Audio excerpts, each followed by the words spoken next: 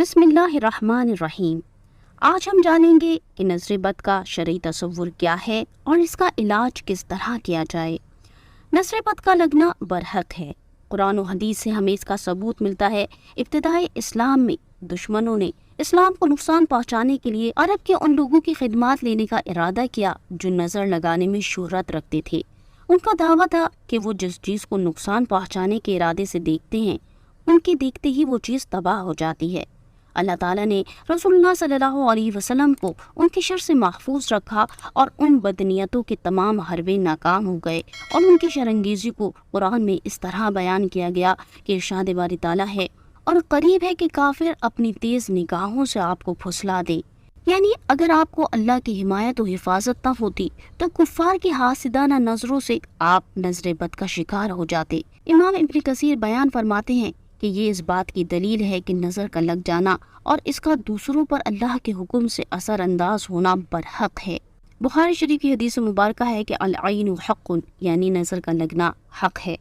حضرت عبداللہ بن عباس رضی اللہ عنہما سے روایت ہے کہ رسول اللہ صلی اللہ علیہ وسلم نے ارشاد فرمایا کہ نظر حق ہے۔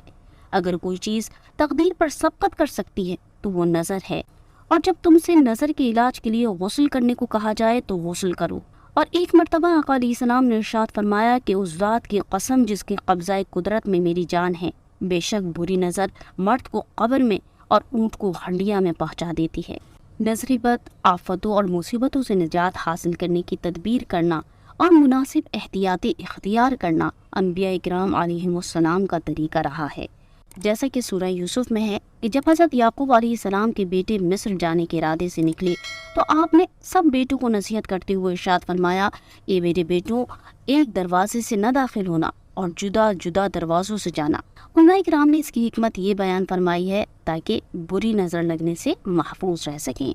رسول اللہ صلی اللہ علیہ وسلم آفتوں اور مصیبتوں سے بچنے کے لیے خود بھی مناسب تدبیریں فرمایا کرتے تھے اور دوسروں کو بھی بتایا کرتے تھے، اور آقا علیہ السلام نے نظر بد سے بچاؤ کے لیے دم کرنے کا حکم ارشاد فرمایا ہے، جیسے کہ بخاری شریف کی حدیث مبارکہ ہے کہ حضرت عائشہ صدیقہ رضی اللہ عنہا نے فرمایا کہ مجھے رسول اللہ صلی اللہ علیہ وسلم نے حکم فرمایا کہ نظر بد لگنے کا دم کیا کرو۔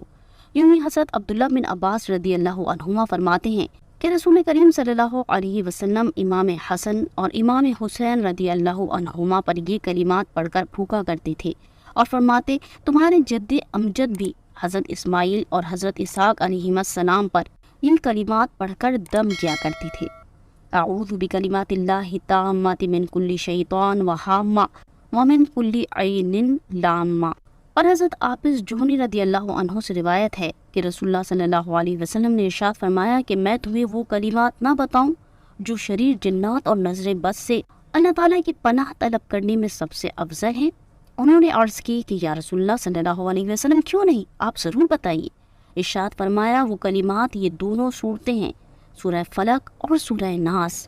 حضرت ابو سعید خدری رضی اللہ عنہ فرماتے ہیں کہ رسول اللہ صلی اللہ علیہ وسلم جنات اور انسانوں کی بری نظر سے پناہ مانگا کرتے تھے، یہاں تک کہ سورہ فلق اور سورہ ناس نازل ہوئیں۔ جب یہ صورتیں نازل ہوئیں تو آپ صلی اللہ علیہ وسلم نے ان دونوں کو اختیار فرما لیا اور دیگر دعاؤں کو چھوڑ دیا۔ اسی طرح کی مزید علمی ویڈیوز کے لیے ہمارے چینل کو لائک اور سبسکرائب کریں اور بیل نوٹیفیکیشن کو آن کرنا نہ بھولیں تاکہ آنے والی ویڈیوز پر وقت آپ تک پہنچتی رہیں۔